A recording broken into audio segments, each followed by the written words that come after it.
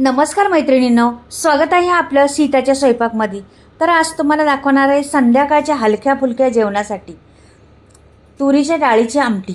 अगदी साधी सोपी आणि सहज होणारी, झटपट होणारी पण आहे। तर मी इथं कुकर घेतलेला आहे, एक छोटी वाटी डाळ टाकलेली आहे तुरीची, धुवून आणलेली आहे स्वच्छ नळाखालून, आणि ह्याच्यात एवढं पाणी घातलेलं आहे। आता त्याच्यामध्ये घालणार आहे मी लसणाच्या पाकळ्या। तर 4-5 पाकळ्या लसणाच्या घालणार आहे।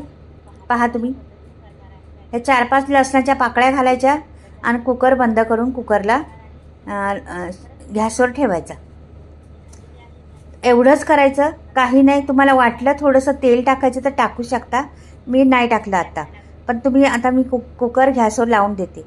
कुकर तेल टाकल्यामुळं काय होतं, ओतू जात नाही जास्त। तर हे जाणार आहे ओतू, तर तुम्ही टाका। आता 3 शिट्ट्या झालेल्या आहेत। हे बघा, ओतू किडले कुकरवर वरती आलेले आहे। तर जरा तेल टाकलं ना, साजूक तूप टाकायचं, नाही तर तेल टाकायचं, तर छान मग ओतू येत नाही जास्त। तर थोडंसं ओतू आलं होतं इकडे, मी नाही टाकल्यामुळं। तर तुमच्याकडं वाटलं तुम्हाला तर टाकू शकता। डाळ छान गळलेली आहे, तरी मी जरा रवीने हलवते तिला। आणि ही आमटी झटपट होणारी आहे। आणि संध्याकाळी आपलं कसं जास्त जेवण नको, हलकं फुलकं जेवण हवे असतं आपल्याला, त्याच्यामुळं अशी आमटी करा। खूप अप्रतिम लागते, टेस्ट भरपूर आहे तिला। तर अशी तुरीच्या डाळीची आमटी करून पहा मैत्रिणींनो एकदा, खरंच भरपूर म्हणजे छानच लागते ती आमटी। तर आता हे झालेलं आहे, मी एक भांडं ठेवलेलं आहे आणि त्याच्यावर गॅसवर आता फोडणी देणार आहे तिला। एक अर्धी पळी तेल घातलेलं आहे, तेल पण जास्त वापरायचं नाही त्याला, थोडंच वापरायचं। आणि ही आमटी पातळ लागते, भातावर मस्त आपली वरपून खायची, खूप छान लागते। म्हणून पातळ करायची आमटी ही कधी पण। तर आता मी इथे ठेवलेलं आहे, याच्यात टाकली आहे मोहरी। मोहरीला छान फुलून द्यायचं, नंतर आपल्याला जिरं टाकायचं। हे बघा, जिरं आणि मोहरी छान फुलली का दुसरं प्रोसेस करायला मोकळं। तेजपत्ता टाकलेला आहे एक, आणि कढीपत्त्याची पानं पण टाकलेली आहे, आणि एक मिरची कापली होती ती पण टाकलेली आहे। लसूण ठेचून घेतलेला आहे तो पण टाकलेला आहे, आणि कोथिंबीर टाकायची भरपूर सारी।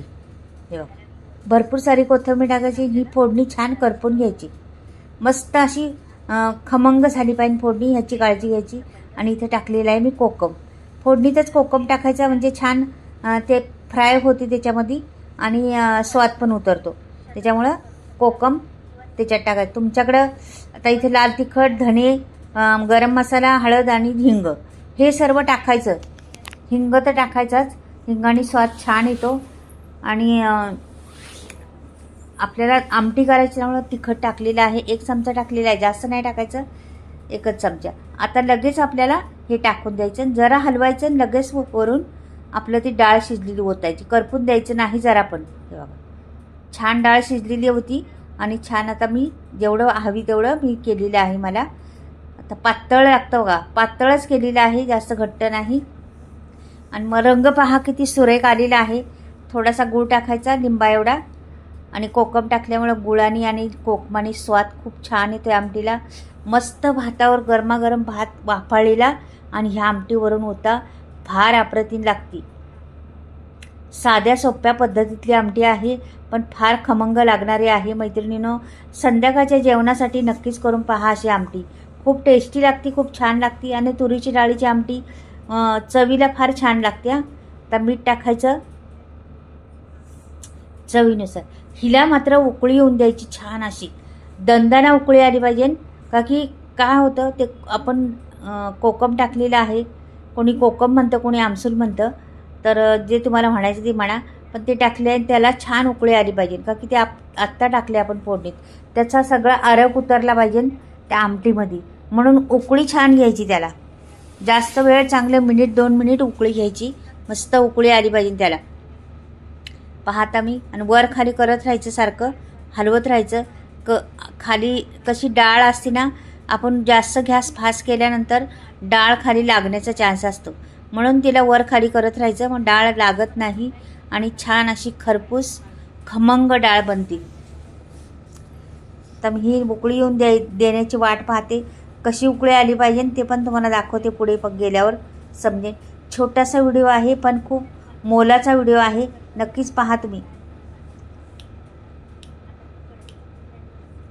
हे बघा छान आता त्याला उकळी यायला लागलेली आहे दंदाना. मस्त अशी खळखळून उकळी म्हणतात ना तशी आली पाहिजे उकळी. तर मग ती डाळी त्याच्यात आरक उतरतो, त्याचा सर्व मसाल्यांचा आरक उतरतो. हे बघा आपण वरण करतो, एक उकळी आली तरी बास करतो का की फोडणीच दिलेली असते त्याला. आता पण आपण फोडणी ह्याला पण दिली, पण कोकम टाकलेला आहे, कोकमाचा आरक उतरला पाहिजे त्याच्यामध्ये, म्हणून छान उकळी येऊन द्यायची त्याला. असं चांगलं मिनिटभर उकळून द्यायचं त्याला मस्त.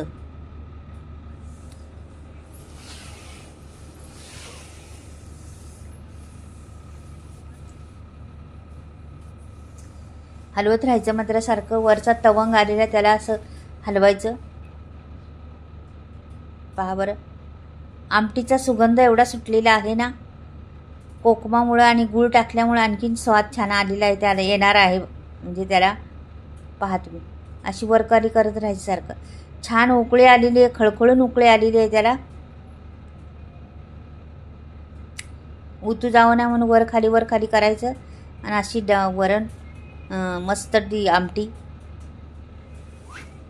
पहा सुगंध फार सुटला. दुसरी गोष्ट मैत्रिणींना, माझ्या मसाल्याचा स्टॉक आलेला आहे नवीन, आता सगळं कुटून आलेलं आहे.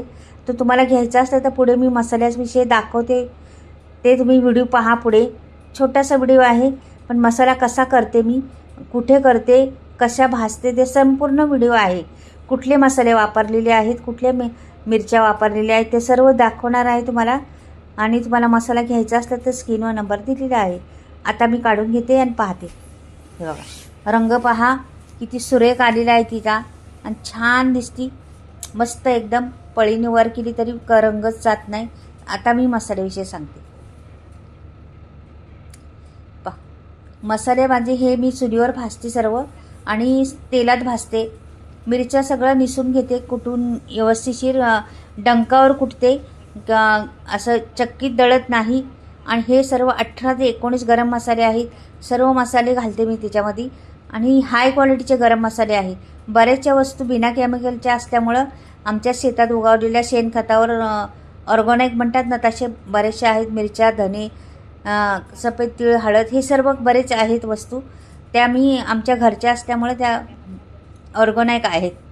आणि हे मसाले पहा किती सुरेख आणि छान मसाले आहेत. तुम्हाला घ्यायचं असला तर स्क्रीनवरती बघा नंबर दिलेला आहे, तो नंबर तुम्ही फोन करू शकता आणि तुम्हाला घरपोच फ्री डिलिव्हरी भेटणार. आणि सगळे मसाले आहेत, एकूण एक बाजारात भेटतो तो मसाला, गरम मसाला घातलेला आहे मी. तर तुम्हाला मसाले घ्यायचा तर घ्या, पण आमटी कशी झाली ते मात्र कमेंटमध्ये नक्कीच पाठवा. तर चला मैत्रिणींनो, बाय.